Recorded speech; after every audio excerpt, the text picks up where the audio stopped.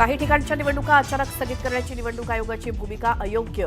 निवडणुका स्थगित न करता सुरू ठेवाव्यात. भाजपचे प्रदेशाध्यक्ष रवींद्र चव्हाणांचा निवडणूक आयोगाला सल्ला पत्र. निवडणूक आयोगानं कायद्याचा चुकीचा अर्थ काढला. निवडणुका पुढे ढकलणं हे चुकीचं झालं, हे योग्य नाही. मुख्यमंत्री देवेंद्र फडणवीसांचं मोठं विधान. राणे विरुद्ध राणे असं होणं योग्य नाही. आम्हाला सर्वांना याबाबत आत्मचिंतन करावं लागेल. राणे बंधूंच्या संघर्षावरती मुख्यमंत्री देवेंद्र फडणवीसांचं भाष्य.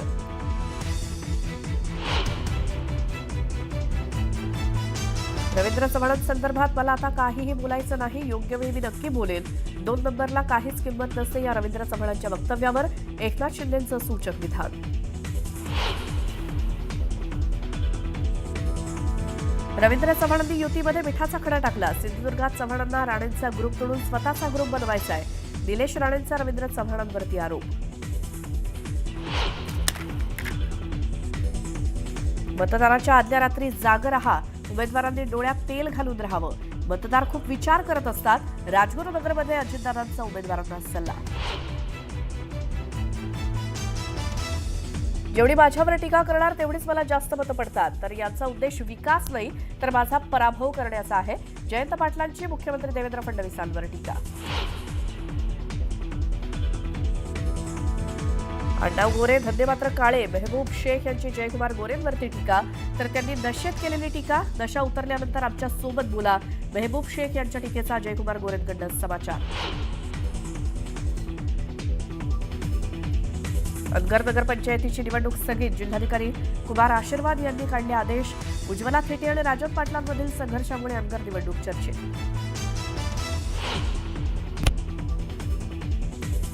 नगर परिषद आणि नगरपंचायतीच्या निवडणुकीसाठीच्या प्रचाराचा आजचा शेवटचा दिवस. राज्यभरात नेत्यांच्या सभांचा धडाका.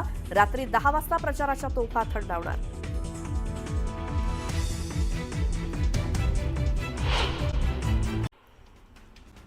निवडणूक आयोगाने कायद्याचा चुकीचा अर्थ लावला. काही निवडणुका रद्द करणं चुकीचं आहे. उद्या निवडणुका आणि आज पुढे ढकलल्या जातात, हे योग्य नाही असं मोठं विधान मुख्यमंत्री देवेंद्र फडणवीसांनी केलं. माझ्या अभ्यासानुसार निवडणुका पुढे ढकलता येत नाहीत, पण निवडणूक आयोग कुठला कायदा काढतोय माहीत नाही असं म्हणत देवेंद्र फडणवीस यांनी या निवडणूक आयोगाच्या निकालावर स्पष्टीकरण दिलं. निवडणूक आयोगाचा निर्णय अनाकलनीय आहे. मतदानाच्या 1 दिवस आधी असे धक्के देणं योग्य नाही. हा निर्णय कोणत्या नियमातून केला त्याचा अभ्यास करावा लागेल असं चंद्रशेखर बावनकुळे म्हणाले.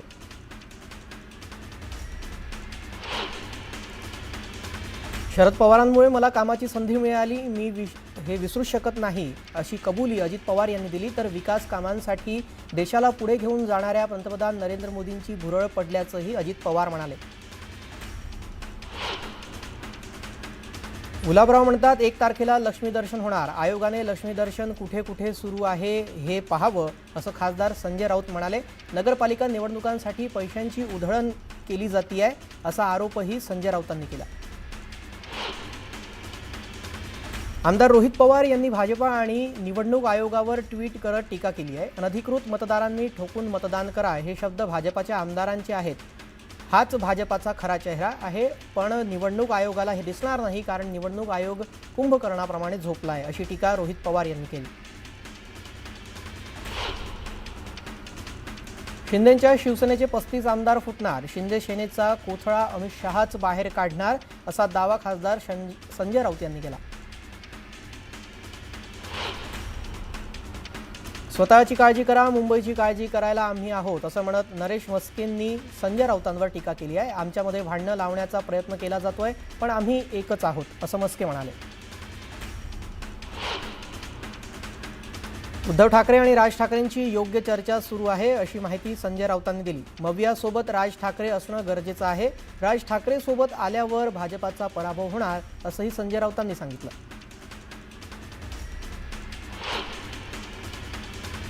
जी काही परिस्थिती पाहायला मिळते ते चांगलं नाही. राणे विरुद्ध राणे असं होणं योग्य नाही असं देवेंद्र फडणवीस म्हणाले.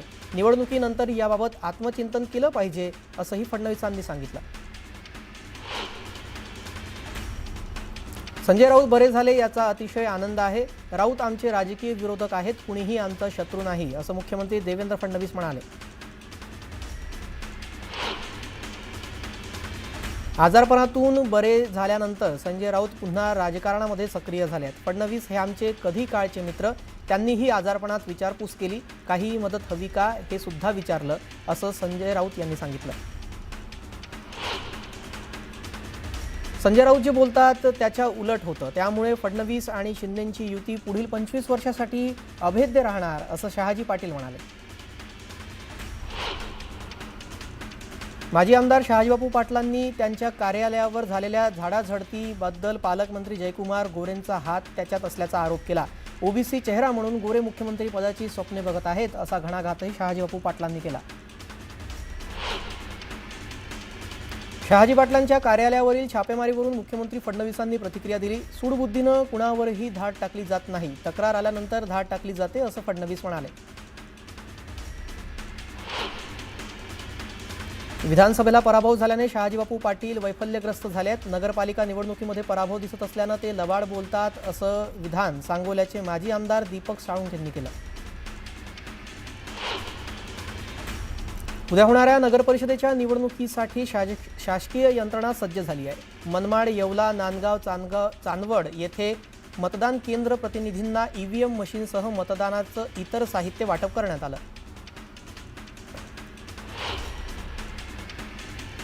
जळगाव जिल्ह्यातील 18 नगरपालिका निवडणुकीसाठी उद्या होणाऱ्या मतदानाच्या पार्श्वभूमीवर जिल्हा प्रशासन सज्ज झालंय. मतदान प्रक्रियेचं सुरळीत संचालन व्हावं, कोणतीही अडचण निर्माण होऊ नये यासाठी शिक्षकांसह विविध विभागातील प्रशासकीय कर्मचाऱ्यांना मतदानासाठी आवश्यक असणाऱ्या साहित्याचं वाटप करण्यात येतंय. सांगलीतील जत नगर परिषदेच्या नगराध्यक्ष पदाचे राष्ट्रवादीचे उमेदवार सुरेश शिंदेंच्या घरावर आणि गाडीवर अज्ञातांकडून आज पहाटेच्या सुमारास दगडफेक करण्यात आली. या हल्ल्यामध्ये शिंदेंच्या घराचं आणि गाडीचं मोठं नुकसान झालंय. भाजप आमदार गोपीचंद पडळकरांच्या कार्यकर्त्यांनी दगडफेक केल्याचा आरोप माजी आमदार विलास जगताप यांनी केला. रत्नागिरी जिल्ह्यातील नगरपरिषद आणि नगरपंचायतीच्या मतदानासाठी प्रशासकीय यंत्रणेची तयारी पूर्ण झाली आहे. 200 मतदान केंद्रांसाठी 1200 अधिकारी आणि कर्मचाऱ्यांची नियुक्ती करण्यात आली आहे. सिल्लोड नगरपरिषद निवडणुकीमध्ये माजी मंत्री अब्दुल सत्तार यांची प्रतिष्ठा पणाला लागली आहे. नगरपरिषदेमधून सत्तार यांचे पुत्र अब्दुल समीर शिंदेंकडून रिंगणात ते उतरले आहेत. भंडारा शहरामध्ये बाहेरून येणाऱ्या वाहनांची तपासणी केली जाते. वाहनामध्ये पैसे, दारू किंवा अन्य साहित्य आढळल्यास कारवाई केली जाते. भंडाऱ्यात 5 निवडणूक अधिकारी आणि कर्मचारी पोस्टल बॅलेट विना मतदानापासून वंचित राहण्याची शक्यता आहे. नगर परिषद निवडणुकीच्या तोंडावर पोस्टल मतपत्रिका उपलब्ध नसल्यानं प्रशासनामध्ये खळबळ उडाली आहे. नशिराबाद नगर परिषद निवडणुकीच्या पार्श्वभूमीवर भाजप सेना युती विरुद्ध राष्ट्रवादी काँग्रेस असा थेट सामना रंगलाय. प्रचाराला काही तास शिल्लक असतानाच राष्ट्रवादी काँग्रेस पक्षाचे उमेदवार प्रभागातील प्रत्येक घरी पोहोचलेत. घरोघरी जाऊन मतदारांशी संवाद साधत आहेत. सांगलीच्या शिराळा नगरपंचायतीमधील प्रभाग 4 मधील नगरसेवक पदाची निवडणूक लांबणीवर गेली आहे. त्यामुळे निवडणूक आयोगाच्या आदेशानुसार 2 डिसेंबरला प्रभाग 4 मध्ये फक्त नगराध्यक्ष पदासाठी मतदान होणार. तळेगाव नगरपरिषदेच्या मतदानासाठी वापरण्यात येणारी ईव्हीएम मशीन आज 71 मतदान केंद्रांकडे रवाना होत आहे. पोलीस बंदोबस्तामध्ये होत असलेल्या या वाहतुकीवर सतत नजर ठेवली जाणार आहे.